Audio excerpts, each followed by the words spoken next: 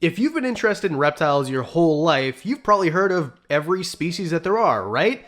What if I told you there are 5 species I can almost guarantee you've never heard of? Today, we're going over the top 5 craziest, most insane species that nobody has ever heard of. My name's Adam, this is Diamond, you're watching Wickens Wicked Reptiles. Stick around.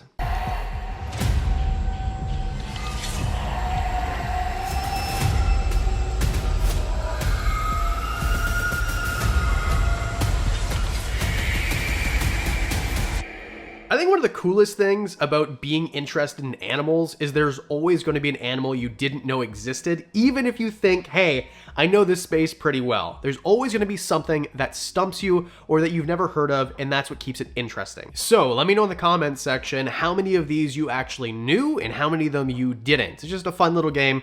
No need to brag or compete. Just, I don't know, it's always interesting to me how many of these are actually known. So let's just get started with number 5.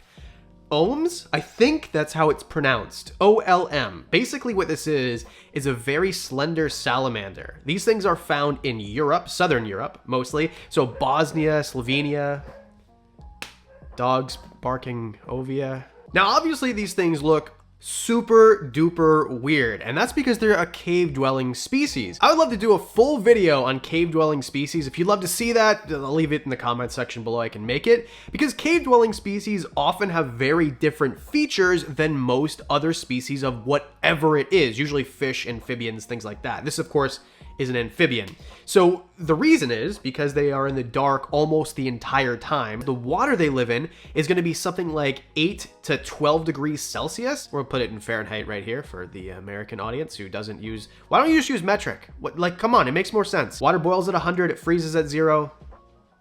I don't get it. And generally, things that have a cooler temperature have a slower metabolic rate or slower metabolism, whatever you want to say. Basically, that is why there are certain species that don't get very big that live in colder climates, things like that. So these guys, it's not really a size thing, but just they don't need to eat quite as often. Something unique about these salamanders also, besides the fact they are so slender, we're talking these things can get like a foot in length, and they have this slender little body, they look like aliens, is that they keep their gills into adulthood.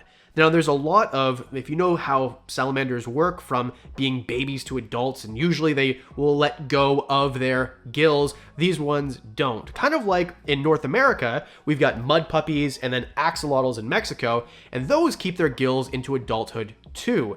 That is what is so unique, is because these are a species that are not found in North America. They're found only in Southern Europe. Now, of course, these things obviously were not thought to be salamanders at the beginning. First described in 1689, if I remember correctly, they were thought to be dragons, or the offspring of dragons, because they're underground most of the time. After a very heavy rain, sometimes they'll get washed up to the surface.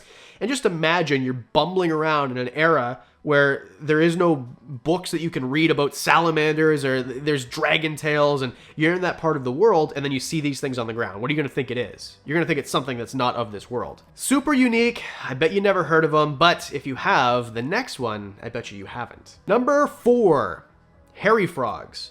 Now, you might have actually heard of them because I did a video that included them like 2 years ago. Basically, they're called hairy frogs because they look like they're hairy. They're not, but we'll get to that in a moment. Another name they have is the Wolverine Frog, and that's because these frogs, which are from Central Africa, can break their claws, or their bones, I guess, through the skin in their hands and feet or paws or whatever frog. Like, I'm not smart enough to do this. You guys realize this, right? Either way, it breaks them through, and then they can use them as claws to defend themselves. Very similarly to how, say, a Spanish rib newt can break their ribs through their bodies and kind of force their ribs to go into the predator's mouth or organ or whatever it is that they're doing to try to escape that predator. So it's the same sort of idea, obviously not from the same place, but then they can retract these claws too, which are just bones, which is crazy. That's kind of like what Wolverine is, isn't it? They're a medium-sized frog, 3 to 4.5 inches, and of course they do have that really unique hair on them. Now, this isn't hair, like, well, I don't know why I did this, because I don't have any. It is their hair-like structures, but it is not actually hair. Something cool too, when they're tadpoles, they are muscular and they actually have teeth. So Most tadpoles don't have teeth, these ones do. In parts of Cameroon, they are thought to be fallen from the sky, and then it's a ritual where a couple who can't produce babies will eat them as a fertility ritual, kind of like that scene in Apocalyptico where they eat the tapir testicles. Damn! Kind of like that, but it's a frog that falls from the sky. Speaking of hair, how is it that a frog has more hair than me? Well, if I used today's sponsor earlier in my life, maybe I'd have more hair than these specific frogs. MD Hair, where were you my whole life when I was actually balding and not all the way bald? It's not a one size fits all, here, take our product and hope for the best. You go on their website and then you do a quiz and then it's tailored for you and the type of hair loss that you're experiencing. In fact, MD Hair is the world's first medical grade hair growth treatment customized to the exact type of hair loss you're experiencing. MD Hair is clinically proven and formulated with medical grade ingredients and botanical formulas. And this is why they're going to deliver the best possible result for you. And MD Hair is cruelty-free, sulfate-free, paraben-free, and packaged in recyclable packaging. Again, not a one-size-fits-all. There are oral supplements, there are serums, there are shampoos, conditioners. Whatever it is that it works out for you on the quiz is going to be needed for your hair loss. That is what they're going to send, and that is what's most likely to work for you. So what's the difference between MD Hair and all the other guys? Well, first of all, 24/7 support online. So if you have questions, you get to speak to a dermatologist. Over 100 natural ingredients in these formulas. You can upload a photo of your scalp and get instant image analysis. It's customized and it's backed by science.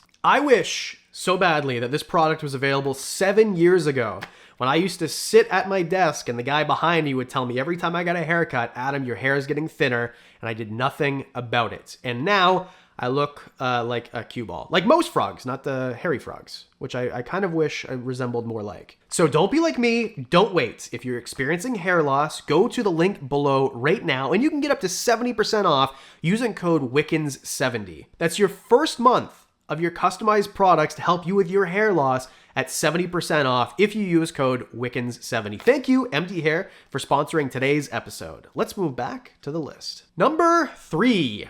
Camel spiders. Okay, normally I ruin a list with an amphibian. In fact, I did 2 amphibians to start out the list, and now I'm doing an invert. There are 2 reptiles at the end of the list, but the reason I wanted to include this, and why I probably called it weirdest animals you've never heard of, is because I think camel spiders deserve a little bit of love.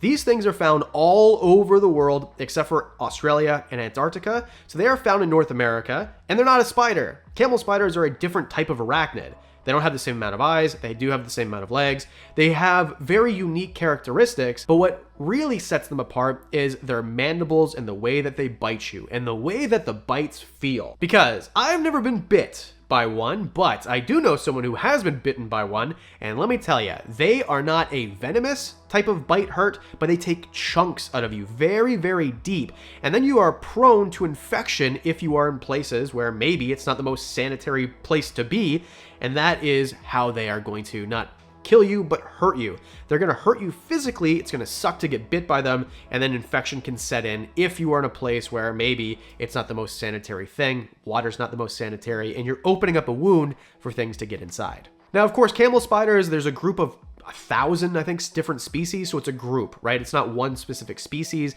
Some of these are really small, some of them get 5+ inches, and to me, you guys know, if you watch the channel, I'm not into bugs, arachnids, whatever you want to call it. Like, I'm not into that sort of thing. These things creep me out a little bit. I think they're very interesting and unique. I'd love to see one behind glass, but to actually have one on me, no thanks, not interested. Very cool, stay over there. Let's move on to an actual reptile for a channel with reptile in the name of it. Number 2, Mary River Turtle. Now, I'm going to give you this. This isn't the weirdest type of animal. It doesn't have the weirdest adaptations. This is a pretty large river turtle from Australia, Queensland, Australia. I think it's actually in the Mary River system. And they didn't even get their full distinction as a species until 1994, the same year that we refound crested geckos, by the way. Neither here nor there. The reason that I put them on the list is because they are a short-necked turtle that is going to be, well, it's endangered or vulnerable right now, and they're very interesting looking, but of course they have different adaptations. For example, they have very long tails for turtles. Turtles generally don't have these type of structures in the vertebrae of the tail. Those turtles went extinct a long time ago. Let's not get caught in the weeds of the vertebrae system and how many vertebrae, and like, I'm not interested in doing that, but they're very unique looking. Also, they're very good at butt breathing. You heard me. Butt breathing. Even the frog thought that was weird. If you don't know, many species of turtle can actually absorb oxygen through their cloaca. A cloaca is basically the butt of a turtle, and many like snakes and lizards. Anyway, either way, they are very good at absorbing oxygen, but what makes them really cool just visually to the eye, and why I probably used it in the thumbnail, is because sometimes they're called punk turtles because the river system that they're found in a lot of the time has a specific type of algae that adheres very well to the top of their heads. So when you see these, this isn't like a once in a lifetime a photographer got lucky. A lot of the time, this algae will grow on the top of their head and look like hair. And in my opinion, that is super duper rad, dude. Hey, dude! Number 1, stiletto snakes.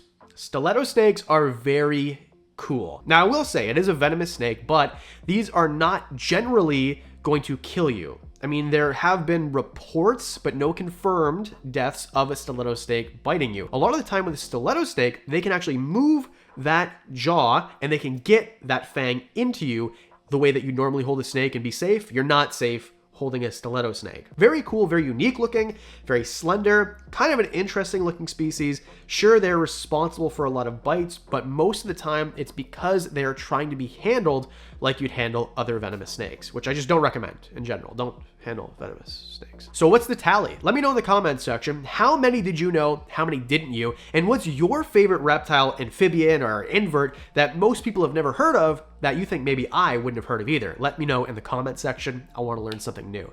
Thank you so much for commenting, hitting like, subscribe. All those things help so freaking much. Appreciate you. And as always, thanks again for the Patreon supporters. You guys are amazing. The bee's knees. You guys get discounts on merch. Oh yeah, tanks are back in stock. Sold out last week. Thank you guys. Appreciate that. You guys get to see pictures of the dogs that are screaming, and I'm just going to talk all the way through. One-on-ones, all that and more for as little as $1 a month. And I want to say thanks. So yeah, guess I'll see you next week.